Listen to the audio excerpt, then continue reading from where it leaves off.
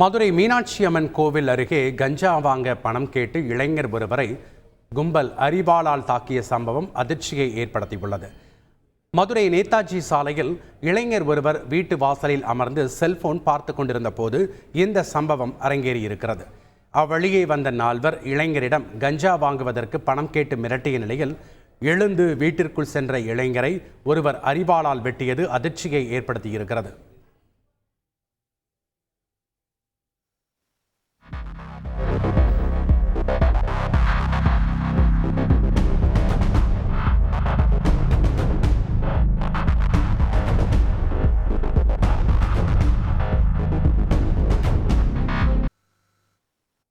நல்வாய்ப்பாக இளைஞர் உயிர் தப்பிய இந்த சம்பவத்தில் சிசிடிவி காட்சி ஆதாரத்தின் அடிப்படையில் தீவிர விசாரணை நடத்தி வந்த போலீசார் 3 சிறுவர்கள் உட்பட 4 பேரை கைது செய்து விசாரணை நடத்தி வருகின்றனர்.